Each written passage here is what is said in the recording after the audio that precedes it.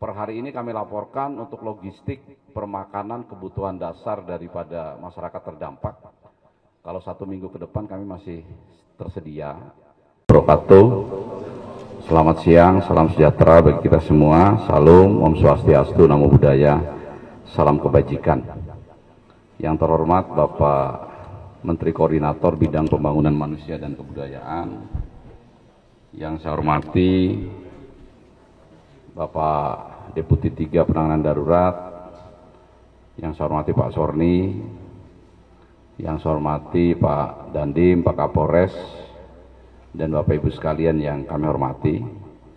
Saya Kepala BNPB mewakili seluruh masyarakat Tapanuli Utara, Bapak Menko, mengucapkan selamat datang. Kami laporkan memang Bapak Gubernur Sumatera Utara juga ada di Tapanuli ini, termasuk Bapak Bupati Tapanuli Utara.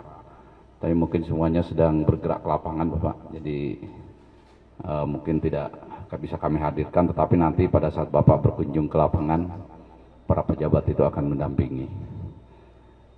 Kami izin menyampaikan laporan secara rinci dan singkat, Bapak, terkait bencana yang menimpa 3 provinsi Sumatera Barat. Kami tiap hari juga sudah memberitakan konferensi pers, tetapi mungkin juga karena bencana ini sangat masif, barangkali ada hal-hal yang perlu mendapat arahan dari Bapak Menteri Koordinator Bidang Pembangunan Manusia dan Kebudayaan. Kami mulai karena Bapak sekarang ada di Sumatera Utara, jadi kami akan mulai dengan penjelasan segala sesuatu yang berkaitan dengan bencana di Sumatera Utara. Yang pertama adalah untuk wilayah Sumatera Utara, Bapak. Ini ada beberapa kabupaten kota yang terdampak, bahkan Kota Medan yang merupakan ibu kota provinsi juga sempat banjir, Bapak. Tetapi per hari ini adalah hari keempat untuk Sumatera Utara, karena Sumatera Utara itu duluan yang terkena bencana, Bapak. Jadi mulai tanggal 25, 26 itu hujan deras, sehingga kita masuk baru tanggal 27. Jadi kalau Bapak Menteri melihat di gambar ini relatif sudah bisa teratasi, Bapak. Dari mulai Langkat, Medan, Tebing Tinggi, dan Asan ini sudah relatif. Tidak perlu penanganan secara terpusat dari pusat. Nah, yang menjadi PR kita di wilayah Sumatera Utara adalah wilayah Tapanuli ini, Bapak. Jadi yang terdampak ada Tapanuli Utara, ada Humbang Hasundutan, ada Tapanuli Selatan, Tapanuli Tengah, Kota Sibolga, kemudian sampai dengan Langkat. Nah, di kabupaten kota yang tadi saya sampaikan, yang sekarang masih perlu mendapat perhatian secara serius adalah 2 daerah, Bapak. Yang pertama Tapanuli Tengah, yang kedua Sibolga. Kenapa ini mendapat perhatian penuh? Karena terisolir, Bapak. Jadi Tapanuli Tengah ini hanya bisa dicapai lewat udara, di mana di Tapanuli Tengah itu ada Kota Sibolga. Nah, Kota Sibolga hanya bisa dicapai lewat darat dari Tapanuli Tengah dan bisa dicapai lewat laut, Inilah yang kemarin sore sempat viral di Kota Sibolga, adanya upaya mengambil logistik. Jadi kami sudah cek ke personil kami yang bisa masuk ke sana, itu mereka mengambil bahan makanan, Bapak. Jadi tidak bersifat menjarah atau merusak, memecahkan kaca dan lain sebagainya, tidak. Tapi dia menjarah bahan makanan. Ya mungkin mereka khawatir, takut karena tertutup dan bahan makanannya terbatas, sehingga itu yang dilakukan. Dan ini yang sebagian viral ke media sosial. Kami juga sudah memberikan penjelasan secara langsung. Mungkin Bapak Ibu sekalian kalau buka TikTok ada itu saya yang berbicara masalah penjarahan di supermarket, Bapak Menko. Sebagian kalau di situ yang suka 10.000, yang 5.000 yang menghujat gitu. Jadi menghujat kami dan menghujat penanganan begitu. Tapi kami masih optimis karena yang mendukung juga masih lebih banyak daripada yang memberikan koreksi yang negatif. Tapi itu tentu saja menjadi pokok perhatian kami. Nah, untuk wilayah Sumatera Utara itu yang meninggal 172 orang, Bapak Menteri. Ini masih ada yang hilang 147 orang. Kemudian yang terdampak ini cukup banyak. Masyarakat yang selamat dan mengungsi. Nah, upaya yang kami lakukan yang pertama adalah berusaha membuka jalur-jalur transportasi. Ini sekarang yang masih belum tembus, Bapak Menko, ini dari Tapanuli ke Sibolga, ini belum bisa tembus, karena di sini ada longsoran-longsoran yang sangat panjang. Kalau Bapak Menteri melihat rute ini, sebetulnya rutenya ini pendek, tapi di sini kalau di lapangan praktis hampir 50 km yang tertutup. Nah, sekarang dengan Satgas Gabungan, TNI Polri, ini sudah berusaha membuka, dan menurut penjelasan kemarin sore dari Dandim paling tidak butuh waktu 3-4 hari lagi baru bisa tembus.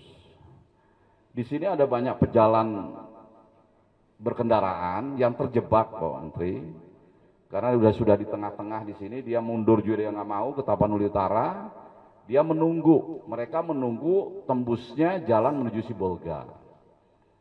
Itu ada beberapa pejalan yang terjebak di situ sudah beberapa hari, tapi kami dropping logistik baik lewat udara maupun lewat darat. Hari ini pasukannya Kodim di BP BNPB ada 50 orang prajurit muda menggunakan ransel membawa logistik, dia mendatangi para pejalan-pejalan yang terjebak saat kejadian bencana yang mungkin masih menunggu di situ karena menunggu mobil-mobilnya yang dia tidak mau tinggalkan. Ini dan kemudian juga di drop dari udara. Kemudian Tapanuli Tengah, coba gambarnya. Tapanuli Tengah ini Bapak Menko, di sini sudah bisa masuk lewat udara. Jadi ada di Tapanuli Tengah ini ada bandara, namanya Bandara Pinang Sori. Nanti Bapak Menko juga akan ke sana dengan kami. Dari Bandara Pinang Sori menuju Tapanuli Tengah menggunakan heli. Tapi kalau dari Medan, dari mana-mana, pakai pesawat kecil ini bisa masuk ke Bandara Pinang Sori.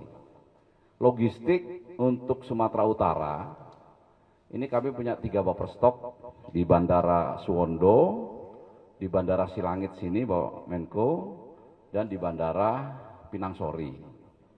Per hari ini kami laporkan untuk logistik permakanan kebutuhan dasar daripada masyarakat terdampak. Kalau 1 minggu ke depan kami masih tersedia. Kemudian armadanya juga kami laporkan di sini ada 6 pesawat helikopter dan 1 pesawat Cessna, Bapak. 1 pesawat Cessna. Nah, ini kalau nanti kebutuhannya memang diperlukan kami tambah. Nah, logistik ini sebetulnya secara terbatas sudah masuk, Pak Menko, sudah masuk, tapi karena penduduk banyak begitu, sehingga ya harus terus menerus. Jadi kami tidak menentukan sortinya, pokoknya kalau memang ada waktu langsung masuk. Sibolga juga hari ini sudah masuk ke sana. Jadi nanti kalau Bapak Menko datang, kita berdialog dengan masyarakat Sibolga, ini kita bisa menjelaskan bahwa pemerintah itu sudah akan memberikan logistik yang memang jumlahnya nggak banyak tapi akan datang terus menerus. Dan per hari ini juga kami sudah mengerahkan KRI dari Jakarta. Hari ini ya Pak Richard berangkat ya. Ada dua KRI langsung dari Jakarta menuju Sibolga sini. Nah, mudah-mudahan nanti kalau KRI sudah bisa mendarat di sini, ini logistik sudah banyak. Jadi mungkin sekarang masyarakat hanya melihat heli 1 turun 900 kg, kemudian kedua kesannya dengan penduduk yang banyak kok sedikit begitu. Tapi kalau nanti KRI sudah bisa masuk, mudah-mudahan ini sudah bisa lebih kondusif lagi. Kalau hari ini berangkat berarti datang nyampe ke Sibolga besok, Bapak Menko. Nah, makanya hari ini ada 6 heli di sini, Bapak Menko. Hanya 1 yang dipakai oleh Bapak Menko dan kami. Semuanya nanti prioritas untuk mendorong logistik di Sibolga ini. Karena itu yang menjadi pokok perhatian kami untuk wilayah Sumatera Utara. Sementara untuk yang lain seperti Tapanuli Selatan ini sudah bisa di dropping pakai darat. Kemudian ada di Humbang Hasudutan, ini pun sudah bisa di dropping lewat darat. Mandailing Natal juga sudah bisa. Kemudian Langkat juga sudah bisa. Memang sudah kami kumpulkan tadi malam para bupati, mohon bersabar dulu, sampaikan ke masyarakat bahwa Satgas dari nasional ini fokus dulu kepada Tapanuli Tengah dan Sibolga, karena itu memang terisolir banget. Jangan sampai justru isunya itu yang mengemuka di mana-mana seolah-olah kita tidak mampu untuk mengatasi Tapanuli, khususnya Sibolga dan Tapanuli Tengah. Kemudian kami laporkan secara singkat untuk Aceh, Bapak Menko. Di Aceh ini sekarang juga kekuatannya sudah lebih banyak, sudah lebih full. Memang yang menonjol di Aceh ini masih banyak sekali jalan-jalan yang masih putus, Bapak Menko. Jadi yang masih belum bisa dilalui ini dari mulai Sumut ke Aceh masih putus, Banda Aceh Luk Sumawe masih putus, kemudian Gayo Luwes juga masih putus sampai Aceh Tenggara, kemudian Aceh Tengah juga masih putus, Bener Meriah masih terisolir. Ketika ada sesuatu yang tidak benar, kita suarakan. Ya bagaimana semua terangin dia sedumu ini? Ini manusia pecundang yang sangat merugikan bangsa kita ini. Saatnya jadi member eksklusif di channel YouTube Official iNews. Tantang lagi para tambah sumpah di atas Al-Quran. Dia pengen masuk TV. Konten-konten premium yang tidak tayang di TV. Live interaction. Halo pemirsa iNews, ini baru selesai. Emoji dan badge spesial. Reakses konten pilihan. Klik YouTube Official iNews. Join member hanya Rp10.000 per bulan.